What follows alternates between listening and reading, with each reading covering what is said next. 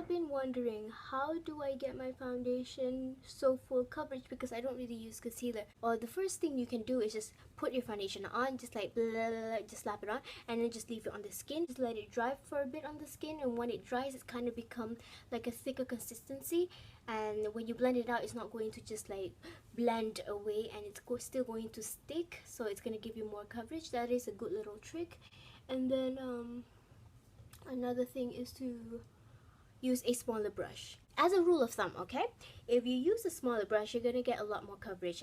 If you use a bigger brush, you're gonna lose, it's going to shear out more of the coverage, because the foundation is going to be in between the bristles. So the more bristle you have, the more foundation that is going to be sucked into this thing. This thing eats foundation, okay? This is a brush from Brina Beauty. Mine is all cracked because I had it for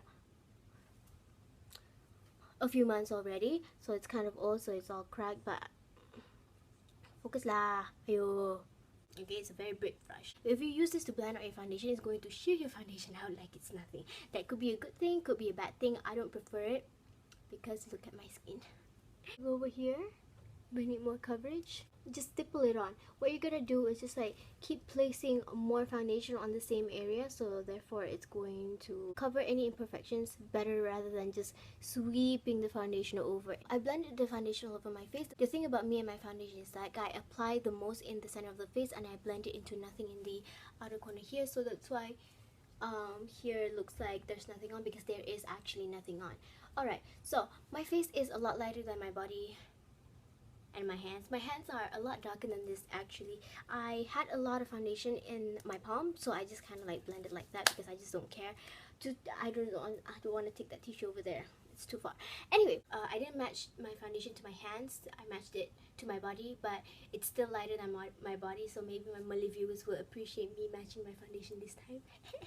Anyway, my skin is very yellow. When you have yellow skin, you naturally have a green tinge within your skin, so when the foundation is too pink or not green enough for your skin, it's going to read as ashy, because the foundation, although it's the right shade, is not the right undertone. That is too pink for my yellow olive skin tone. Hopefully this will help match my face a little bit more. I'm going to set my foundation, but before I do, I kind of blended my foundation away because it was caking and I didn't like that, so I just went over with my brush again and went with this motion. It blended the cakiness away, however I lost coverage. But then again, you know, it's alright because I can't stand it caking. But I mean, like, you know, it's pretty much flawless. You can't really, well, you can't see it, but I don't care. Now I'm going to set my face real quickly. I don't often set my face with powder because my skin is very dry, but I think it's okay. It's okay. Anyway, this is a very finely milled powder. It doesn't exactly look like powder on the skin, but it does have the mattifying quality of a normal powder, but it doesn't look powdery, and it doesn't really give the appearance of powder that is sitting on the skin, so that's what I like about this powder. It is the Powder Universal Poudre Libre. I don't know. I'll just leave it in the description box below. I'm going to focus the product on the outside of my face because that's where I'll be applying my bronzer and highlight and whatnot. And I don't want it to stick to my foundation because my foundation, I don't want to say my foundation is sticky, but it's not setting in place. I don't really have time to wait for it to set. I'm gonna force it to set with powder. If it's still sticky, then go ahead and apply a little bit more powder to just set that in place. If you want, you can go back with your concealer. This powder is very finely milled, so it's not really going to like make your skin appear like it's too thick, but I'm not going to. I'm going to go in with the Naked Flush palette in Streak. I'm going to take the bronzer side and I'm applying this on the top of my cheekbone. This has slight shimmer, so it's not good for those of you who are looking for like a contour, highlight, blush palette. This is not going to be it because this has slight shimmer. It's a very pretty bronzer regardless, but if you're looking for something that is good for contouring, this is not going to be a good one for you because the shade itself is very... Hello? The shade itself is very like orangey base.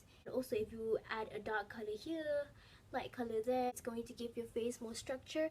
And also I would really benefit with a darker shade of anything. In my case, this bronzer, a darker shade of anything on the outer corners of my face, because on the outer perimeters of my face, ya Allah, my foundation was too light for my body just now, but now it looks like it's okay. At least from the camera it looks like it's okay, but when I edit it, ya Allah, horrible. So now as you guys can see, I kind of used a lot of foundation, so if I use this motion right here, it's going to move the foundation that is underneath, and then my pimple will peek through. Just imagine there's a layer or something. If you move it, it's going to like remove the coverage, so I don't want that. I just want it to just tap it on, tap the color on. I'm going to take the blush that comes right there, and I'm going to just apply it on the tops of my cheekbones. I like applying this on the very top of my cheekbone because it makes me look slimmer. And also, if I could, I want to skip applying anything in the center of my face because I have acne there. And then I'm going to go in with the highlight. So for this, I'm going to take a smaller brush because I want precision. I don't want to be highlighting the whole skin because my skin is rather bumpy and textured, and I definitely do not want to highlight that. And I am back to only highlighting the very top of my cheekbones. Gives an appearance that my cheekbones are dragged all the way down like that. I mean, I don't think it looks bad on me or on anyone, but if you want your face to look lifted, especially when you're older, definitely try to not blend it down as much because it makes your cheekbones appear like it's starting from here rather than it could be like here, which is very uplifting. I have this Bahama Mama bronzer. This is a very yellow gray brown color, and I'm gonna apply this right there. Very little shadow but really big impact. Wow. Alright, it gives an effect that my lips are so big, so fat, that is casting a shadow. Okay, so moving on to eyebrows. I have this eyebrow powder in the shade 1. I'm going to apply this in my eyebrows to get my brows on. As you can see, my tail isn't as defined, but I still have hair there. So I'm going to kind of connect the dots, but with my eyebrow hair. Connect the hair to just give me a better shape. I'm not doing anything fancy here because I have a whole video dedicated to my eyebrows. I will link it in my description box below. You should check it out. So, eyebrow powder, that's it. No gel, no pencil, no nothing. Just my eyebrow powder and I'm done. I'm going to take this Maybelline Color Tattoo in Tough... But to the bronze, and I'm going to just apply this as my base. I have no primer underneath because I'm not going anywhere. This is a very long-lasting product. And if you use this as a base, whatever you put on top is going to last so much better. And look at the color. Isn't this pretty? So pretty. Maybelline has two different formulations. The one in matte and the one in shimmer. This is Tough as Taupe. This is rather matte. It's harder to blend. The one with the shimmer is so much softer. And the one with the shimmer also lasts so much longer in the pot. What I mean is that it doesn't dry out as fast as the matte one, and all of mine hasn't dried yet. So going back with this palette, I'm going to take the blush shade. This blush is matte and it's one of those face brightening shade. I'm going to just apply this in the crease. I just want to introduce back that color in the crease because it's going to make the eye makeup appear more harmonious. It looks crazy now, but I swear to you, this looks good. Are you guys annoyed at the fact that there's hair all over the face? I've been blending this for a good while now, so I'm going to just take the brush because I'm sure there's nothing else on the brush. Just blend that out so the edges will be more diffused. If you feel like the edges is not diffused enough, that's alright because we're going to go in with like a face powder that is maybe 1 or 2 shades lighter than our skin tone. I'm going to just highlight, so that is also going to help blend our eyeshadows in. This is the Meet Matte Nude palette by the Mom. So this has like Matte Rosen, Matte Malloy, and there's Matte Abdul as well. I really like Matte Abdul because he's probably Muslim, but he's not dark enough for me, and he's a gray shade, and I wanted a very warm brown shade, so I chose Matte Garcia, applying this in the outer corners of my eyes. This gives an illusion that my mobile lid is, stands out a little bit more because my eye socket looks like it's deeper because I'm using a really dark shade there. Then I'm going to take the darkest shade in the palette. I'm going to apply this with a flat brush on the outer corners of my lower lash line.